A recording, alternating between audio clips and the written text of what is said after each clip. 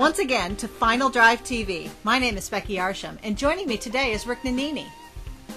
Hi Becky, thanks for joining us today. We haven't been here in a long time. California Speedway, now named Auto Club Speedway in Fontana, California. Great to be here as always.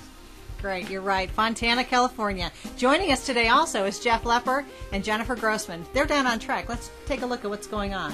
Welcome to the 2009 Nitto Tire United States Touring Car Championship, round number 4 from Auto Club Speedway in Fontucky, California, Fontana. Fontana. Before we start and do anything else, I have to welcome back my best co-host ever, Jennifer Grossman. It's about time you stopped taking a vacation, stop getting married, stop. I don't know, you had an excuse every single race this year. Wedding shower, how'd that go? Everything. Oh, it was fantastic. Did you have thunder from down under? You know, we actually had a racing-themed wedding, if you can believe that. Wow. We did it all in Gulf colors. It was fantastic.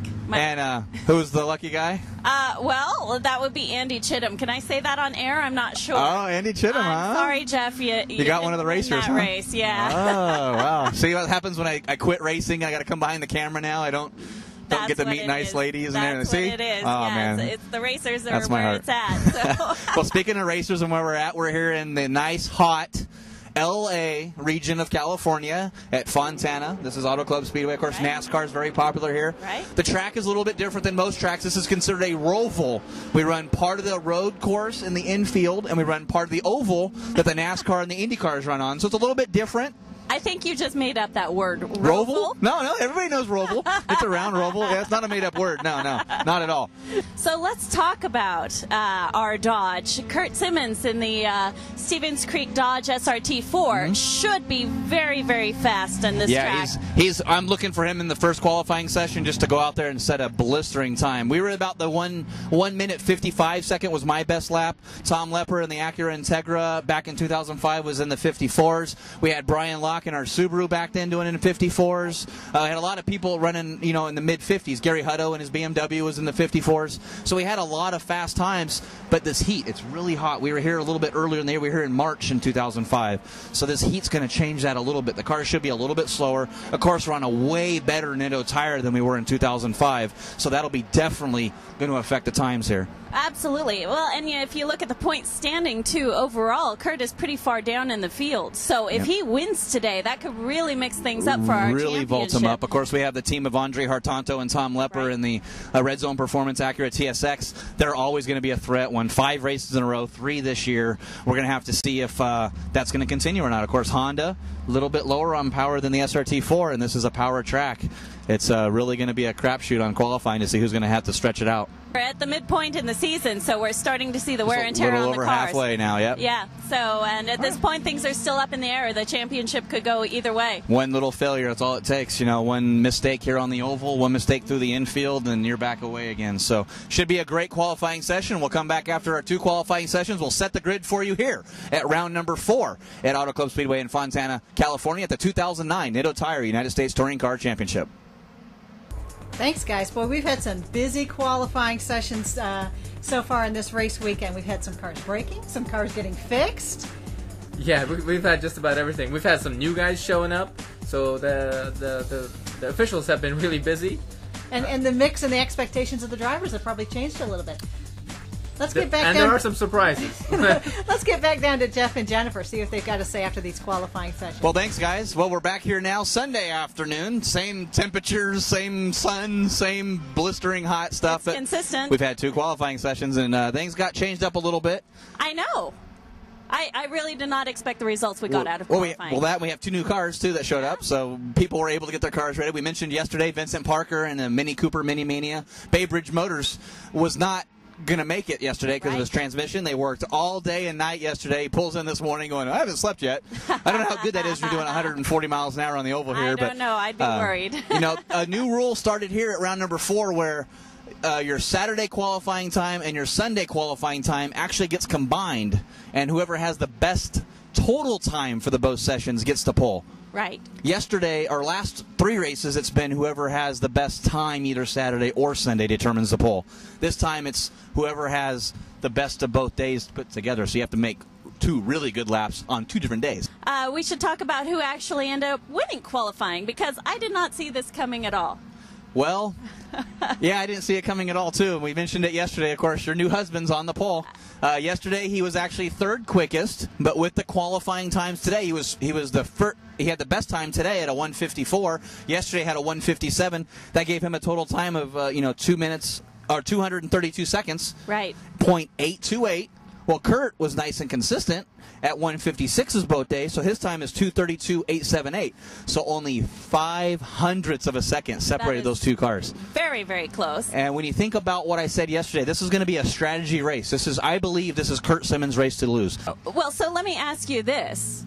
So if those two are in first and second, where is Tom and Andre? Well, you think about that. Tom and Andre Hartanto. Tom taking over the reins of the Red Zone Performance TSX, and Tom's qualified third, about 2 seconds total time from 2 days behind. They're having a lot of problems with that car. They can't get the setup right on the car. Oh. Tom's fighting it so bad. And, Tom's no slouch, 3-time U.S. touring car champion. Right. You can't just say, "Oh, the car's superior, the He's driver." cagey. We definitely know that it's the car that's messing that up. So they're slaving on away. The Red Zone Performance crew, Prima Racing crew, they have the best crew out here, I believe, and they're wrenching on that car, trying to just get it right for Tom, and that could significantly affect the championship with Andy being so fast. If Andy can run Curt down and Tom stay in the third position, or we also have the racing beat. Idemitsu Oil Mazda RX-8 of Michael McColligan. Michael's tested here Friday, was the only car that tested and picked up about 4 seconds off of his best time ever, and he's nipping at the heels right there in fourth place. So one of these guys has a small little error. Look for Michael to jump up there, and that could really affect the standings after this race. You go from first to fourth, all of a sudden you're not in the lead of the points anymore. So here we are, Sunday afternoon. It looks like a hot, sunny one. Our drivers are on pre-grid, ready to go. Let's get down there and talk to some of them about what they think about the grid, what's going on, what's going through their mind here at Fontana.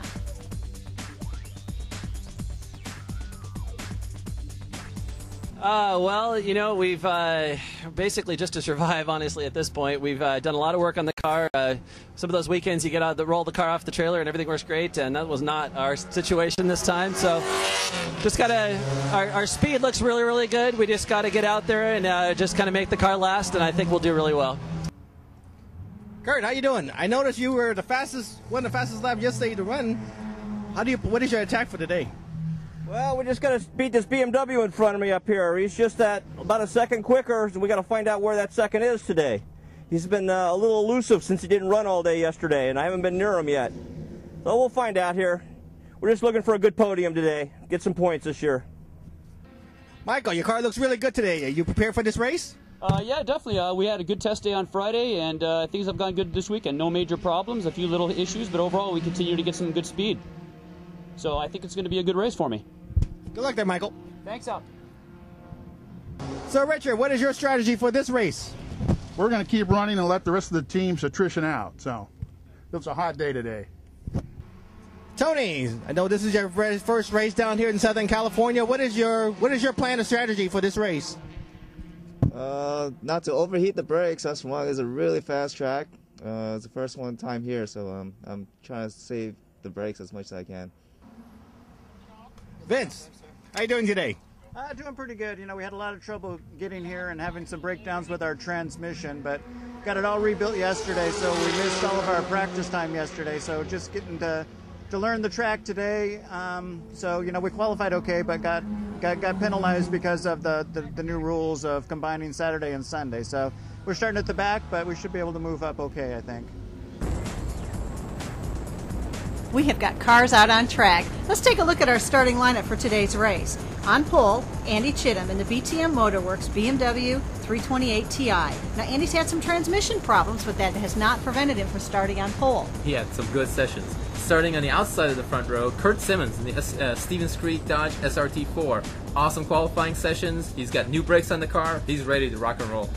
Third position, Tom Lepper and Andre Hartanto in the Red Zone Performance Acura TSX. Starting on the outside of the front row, on the second row, Michael McColligan in the Idemitsu Mazda RX-8. Now our third row starts with Rich Peterson in the Bergman Company's Mini Cooper S. On the outside is the team of Tony Mack and Matt Young in the shop Acura Integra Type R. Rounding out our race is Vince Parker in the Mini Mania Mini Cooper S. And then we have Carl Young, new person to the race, in the Special Projects Acura Integra Type R. Carl Young just has done one session so far, his first USTCC race today. Let's see how he does. For this race, we have several in-car cameras for you. We have a camera on board Vince Parker's Mini Cooper S.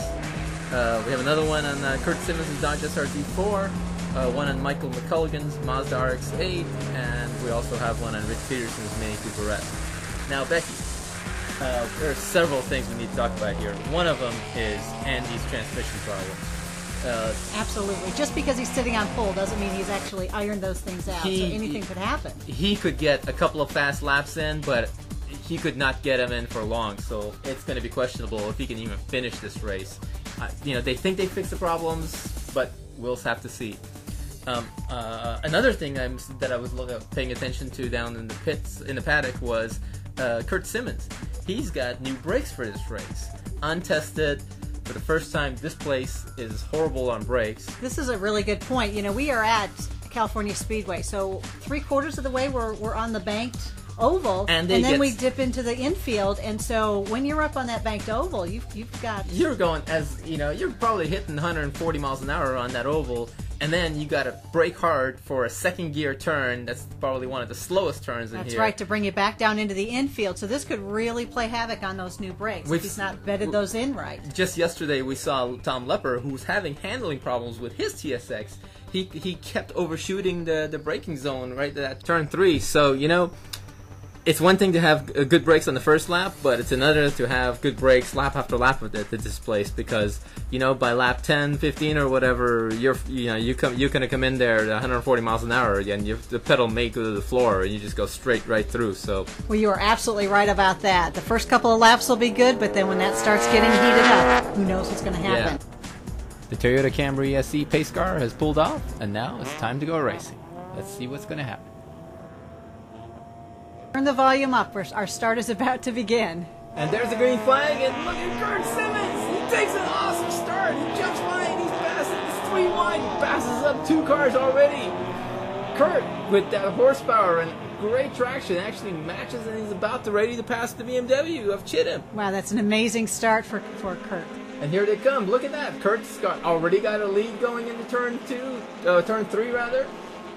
Let's see if he can keep it up. And here's that tight turn 2, as you mentioned, getting back down into the infield. And Simmons, all the way from way back, he actually qualified second, but for some reason he started 4th because he had some issues, I guess, at the start. But look at that. Now we have Simmons, Chittum, and Hartanto. Not Hartanto. Lepper. Sorry about that. Hartanto's car, the teammates, remember. And the 2 of them are doing our 1st, 2nd, and 3rd, just like we thought. Oh boy, that start by Simmons, what a start, what a move. He really needed that. And Chittum's transmission looks like it's still holding up, knock on wood. He was certainly able to do that standing start and had a lead for a little bit before Simmons just blew past him there. And McColligan, look at McColligan, he's 4th place already. He was 4th place last time at the start, now he's 4th place again. I know that he's spending a lot of time and really dialing in that car. You can tell it's making a difference on his finishing. He is. He's getting consistently faster each time, and he's keeping these leaders within sight. Now let's go back to watch this race again. Now we watch. We're on board the Mini of Vince Parker, and look at that. He got a great start. Tried to get up around Rich Peterson and then nothing. What happened there? Maybe he missed a gear or something, because he had a shot to shoot to the lead, and then he fell back. So I don't know, something broke on his car. What happened? Maybe he just missed the gear. But anyway, you'll see how this will give you a good idea of on the high banking here how fast you're going around here. And next camera we have on board. This is Rich Peterson's Mini Cooper S. Rich, kind of a safe start, but he's keeping up with everybody. You can also see it. And with his camera position, you can't really see that Vince came up alongside of him on that side. He's actually checking his mirror. He's checking his mirror now, right? That's nice. Because I'll tell you, I've been in this position, and when you're on the banking here, you're holding your breath, because one little mistake, you're headed for that concrete wall, and there's not much you can do to save it once the car starts going. Particularly on a standing start, you really need to know where everybody is around you. Your tires are cold, and you don't know if the car's going to have the same grip. We do know from that other camera view that everybody made it safely off of the embankment, down into turn 2, and on the infield on that first lap, so that's good. Now we go to Michael McColligan's car. He could have gotten a much better start. He probably could have been up to 2nd place but there goes Curt right up on the left or right side of him there. But he was a little late dumping the clutch. Yeah, you could see that little hesitation in the video. And part of the problem at this track is the flag location, because not all the drivers have a hard time seeing the flagger. So, good point. A lot of these guys are relying on their spotters and their radio guys, especially the guys up front, to tell them where the green flag is. So that causes some issues at this track. That's a very good point. And we do not come here often, and so it's not something that they get ingrained and turns into a habit. It's one of those things that they don't. Some of these guys are experienced enough that they figure that ahead of time and they decide what to do. And sometimes they just at the moment they decide, "Oops, what do I do now?" Now what? Okay, who are we with now? So this is Simmons. You're right. He goes from fourth in his fourth starting position, qualified second, but he started actually fourth. Looks like something's an issue up front, but passes everybody and goes up to take the lead by turn 3. Of course, it doesn't hurt that he's got the best, most horsepower, I should say, but he just got an awesome launch and timed it perfectly. And beat everybody to the punch. Great job, Curt. Now the question is, we know who's leading on the first lap. Who's leading on the second? What's next? And who's going to be leading on the last lap? So after the first lap, well, we've got Curt leading in front. We've got Andy following. Very good. Yeah. I shouldn't say following. He was looking like he was setting him up for a pass there in that turn. So we've got, here we are, we've got Curt first, we've got Andy second, and we've got Tom Lepper in the third position still. These guys are so close. And looking at these, it's hard to tell, but from here, it does look like Curt's faster a little bit on the straightaway, but Andy has a better launch coming out of the tight turns, it looks like. Oh, look at that. I thought we were going for a pass. No, looks like Andy's trying to tuck in behind him and take advantage of that the draft and maybe spring out and catch him in one of these straights. Yeah, but you can tell now, Curt and Andy are starting to pull away a little bit from Tom. These two guys, Andy was definitely faster in the qualifying session, but Curt, he's hard. He's one of those. He's not easy to get by. Does he drive pretty wide? That's a term that we've used before. It's only a car. They're all about the same width, but there are techniques to drive wide, which prevents passing in those No, it's not hard to get by Curt. Curt's a tough man to get around. But these guys are going to give it a shot. Now it looks like Lepper pulls it up a little bit more, so it's hard to say.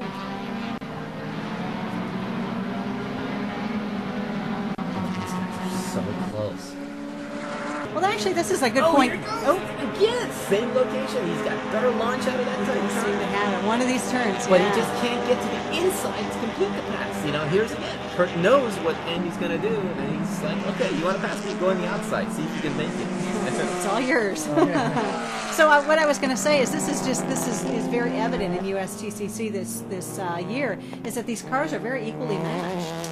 In that, very competitive. Look at this. 1, 2, 3, 1, 2, 3, turn after turn. It would come down to which one of these guys makes the fewest mistakes, I think. That's true. And mistakes either driver-wise or car, based on the car. Are those brakes going to become an issue? What about transmissions? Well, the distance that Andy and Curt have to each other right now, if Curt makes one little mistake, one of these turns, Andy's ready to take advantage. Look at that. You can see him closing that gap up. And he's coming. Here we are on board Curt's car. Heading into that heavy braking turn. And that car goes wide. Oh, jeez, this is just what we talked about. I wanted as it breaks. There goes Andy, right past him. They were so close. It was just one of those incidents. Andy was probably just sitting back there waiting, going, "That's it, get right in there." Oh, here we are from looking behind from Andy's car from the rear view camera. What actually looked like was Andy was actually on the side of Curt. They were both going in for the turn, and looks like they just outbraked each other. Now that could be. They were playing chicken, trying to see who's going to. Now Curt is now down into the second position, and still with Tom Lepper behind him. So he really didn't lose too much in that deep braking. Well, what happened though is look at the distance. Andy's already gapped him already.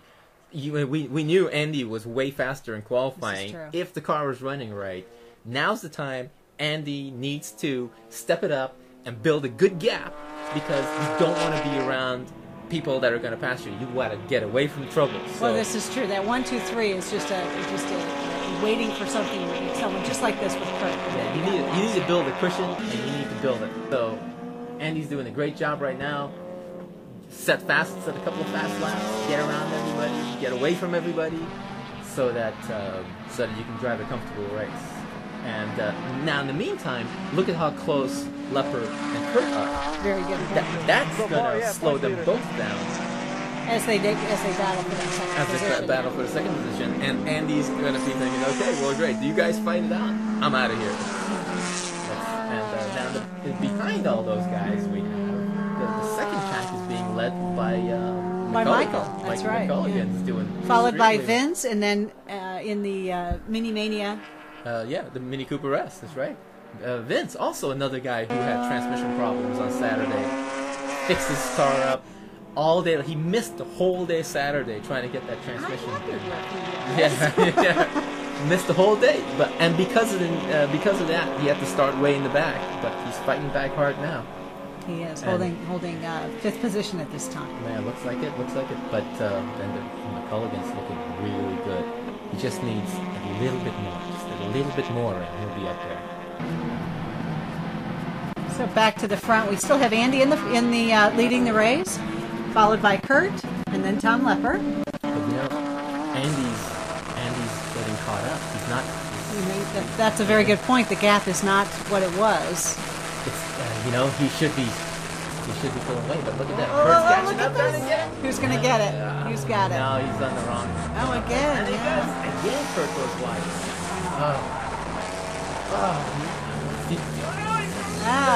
Wide for both. Messing up that one turn set him up wrong for the next turn. So that's a very typical thing. If you miss the apex on one, then you've probably messed up the next one in line too, and you can get back in. And you can't make those kind of mistakes when you got somebody. Look, Curt's off. Curt's off. Let's watch the replay here from on board. He tries to brake. This turn is off camber. He tries to brake really deep. It just goes. Now, is this that he's just getting anxious and braking deep because he wants to catch up with Andy, or do you think this is back to the brake issues that he was having earlier? It's hard to say, but I can tell you, when you're in that position and you see the guy so close and he's got the lead, you're just thinking, I can get away with this. I can do it. But the car's telling you, I don't think so. We're not playing this game. Well, that was really good for Andy. Because now, Curt, he just passed Lepper, you see, but Curt got passed by Lepper, but now Curt passes Lepper. He's got some slower cars in front of him that hopefully won't block him too much. But in the meantime, Andy's way ahead now. You can barely even see it. So let's fast forward a few laps. We were talking about the lap traffic, and does it help you or does it not help you? Well, it doesn't help you because look what happened. Chittum had that big lead. He got up to some lap traffic with 2-3 laps to go, and he was a little cautious. But it looks like maybe Curt got him. Curt made the move and got by. So that teaches you. It can go either way, that lap traffic. Apparently, obviously, with Andy, he was cautious. He was moving through, closed up that gap, and Curt just had his sights on Andy.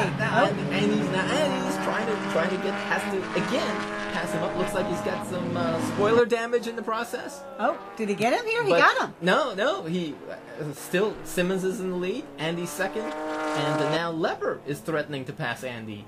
That spoiler damage must be causing problems to Andy's car now. So Andy's second place is in jeopardy now. Well, he's still keeping second place, but behind him now, the big fight behind them between McColligan and Vince Parker in the Mini. These two guys seems like every race they're fighting with each other. That's right, yeah. And look at that. Vince is not giving up. He is after Michael. And Vince had keep in mind, Vince started way in the back, and he's caught up all this way. So. He has a good shot to, if he can keep this up, he will probably get by McColligan.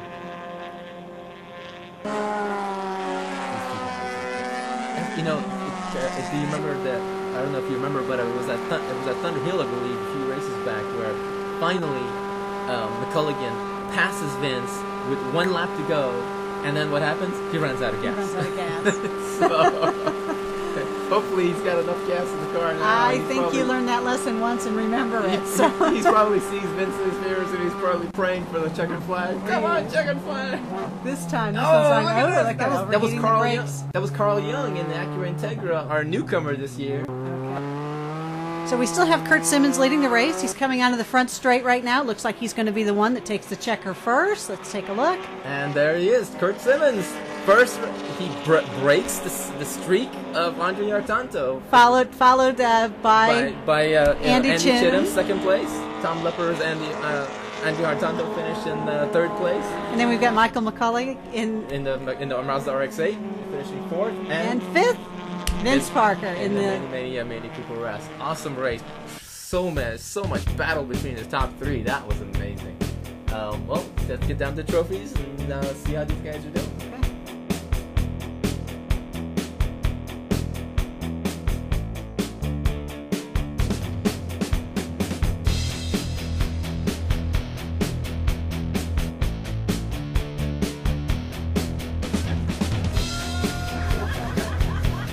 It worked really good. Started at the back, but had a good start, but then missed second gear. So I had to shift into third and back down. By then, the pack had gone. But cut back up around in the corner and then just worked my way through. Finally caught up to Michael McColligan in the RX-8, and we had a good battle. Yesterday in practice, I saw you kind of slide off the tracks a couple of times. Was that part of the fine-tuning, getting ready for today's race? I thought you weren't looking. Yeah, trying to see what we could do under brakes. We have no power, so I got to stretch that straightaway. So I had to see how far I could go. I learned where I couldn't go. The car is not 100%. Yesterday, we had no gears. We went from 5 gears down to 4 and down to 0 finally at the end there. We pretty much pulled the car out. We stayed up pretty much most of the afternoon and evening putting a new transmission in. And, just got to hand it to that BTM Motorworks support. Strategy was to try to get the lead going into turn 3, basically, and hold Andy off on the infield, and I was able to do that for the first, probably the 2 or 3 laps until that BMW power came on. It really surprised me. He drove right around me on going in one. And at that point, it was just a matter of who was going to brake deeper, and we kind of both missed the corner. Jeff, what an astonishingly good race. Wow, I'm still shaking a little bit. I was up on the edge watching. I was in the control tower way up top, seeing the whole track. Exciting. And we had seven lean changes. 7 lead changes this race. Just absolutely a great race. But some incredible passing.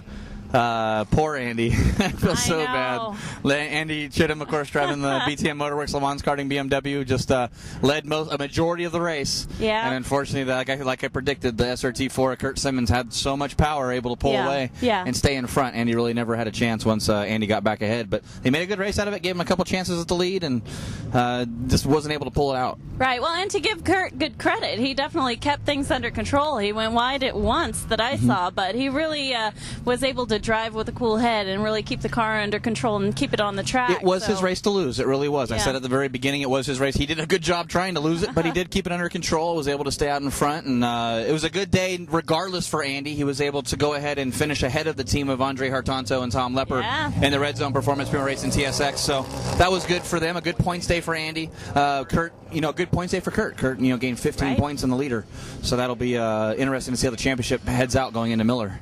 Well, hopefully we'll have some exciting racing again at Miller Motorsports Park. Yeah, it should be fun. Thanks for joining us. Tune in again next time when we'll bring you another exciting episode of Final Drive TV with the latest news from the world of cars. For more information and to view complete episodes, please visit us at finaldrive.net.